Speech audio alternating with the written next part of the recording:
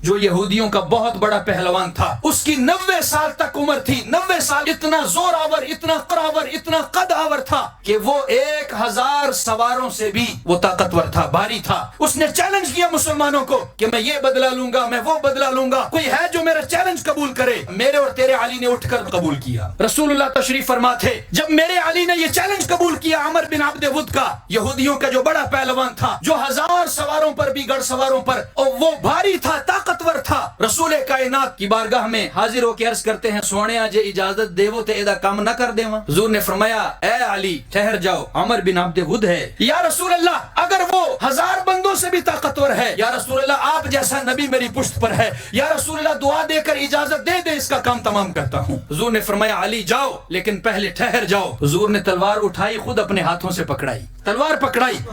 جس کو پگڑی میرا نبی پہنائے، رسول اللہ نے اپنی دستار اتاری، کہا علی اجازت ہے لیکن اجازت سے پہلے کام کرو، پگڑی میری سر پر پہنو، تلوار بھی میں محمد عربی دے رہا ہوں. تلوار بھی رسول اللہ نے دی، پگڑی دستار اپنی پہنائی. میرے علی جب نکلے، اس یہودی پہلوان عمر بن عبد ود کے سامنے میرے علی جب آئے تو میرے علی نے کہا، اے عمر بن عبد ود، عرب کا دستور ہے 2 شرطیں ہوتی ہیں. پہلی شرط یہ ہے، میں دعوت دے رہا ہوں، اسلام قبول کر لے. اسلام راوڑ دعوت در قوم دی اسلام قبول کر لے. اس نے کہا مجھے ضرورت نہیں، اسلام قبول نہیں کروں گا. کہا دوسری شرط کیا ہے؟ کہا دوسری شرط یہ ہے، میرے ساتھ جنگ کرو. حضرت علی فرما رہے ہیں، میرے ساتھ جنگ کرو. وہ عمر بن عبد ود کہنے لگا کہ میری زندگی میں پہلا شخص ہے جو مجھے جنگ کی دعوت دے رہا ہے. میرا نام سن کر لوگ ڈرتے ہیں، میرا نام سن کر لوگ بھاگتے ہیں. دنیا کے بڑے بڑے پہلوان میرا چیلنج قبول نہیں کرتے. تم کون ہو؟ عمر تمہاری تھوڑی ہے، تم میرے ساتھ جنگ نہ کرو، مجھے افسوس ہوگا تمہارا خون بہانے پر. اس یہودی پہلوان نے کہا تو میرے علی نے کہا کہ تو میری جنگ قبول نہیں کرتا، میرے ساتھ خواہش نہیں رکھتا، لیکن میری خواہش ہے کہ میں تیرے ساتھ جنگ کروں، اور پہل کا بھی تجھے اختیار دے رہا ہوں. مولا کائنات علی شیر خدا نے کہا، میرے علی کوئی عام علی نہیں ہے. آپ نے پڑھا ہے، ناد علی ناد علی یہ مظہر العجائب تجدہ عونا لک فی النوائب کل ہم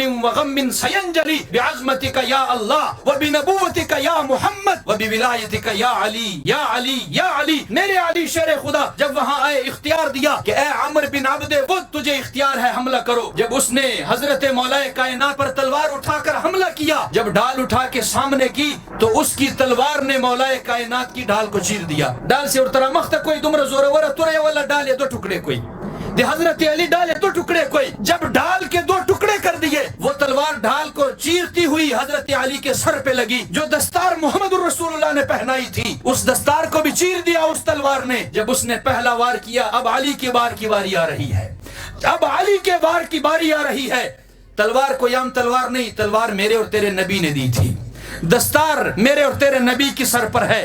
تلوار اٹھائی اور عمر بن عبد ود کو جب ایک تلوار ماری مولا کائنات نے، سر کو چیرتی ہوئی جبڑوں کو بھی چیر دیا، ناف تک پہنچ گئی تلوار. 10 پمنز دڑی کوئی دے غرزار کوئی نمائے دوری غرزار کو نمائے دوری غرزار کوئی. جب چیر کے زمین پہ پھینک دیا اس کو تو ہوا کیا؟ تلوار بچ زور اتنا سی، حضرت مولا کائنات نے جب تلوار اٹھا کے ماری، اس کے کپڑے بھی ذرات میں تبدیل ہو گئے. اس کو چیر کے جب رکھا، زمین پہ گرایا. مولا کائنات کا اخلاق دیکھیں، تلوار سے جب اس کا ستر کھل گیا، دوبارہ اٹھا کر اس کو اس کے بدن کو ڈھانپ دیا مولا کائنات نے. جب ڈھانپ دیا، حضرت عمر فاروق فرمانے لگے، اے علی کرم اللہ وجہ الکریم، ڈھال بڑی قیمتی تھی، وہ ڈھال کیوں نہیں لے کے آئے عمر بن عبد ود کی؟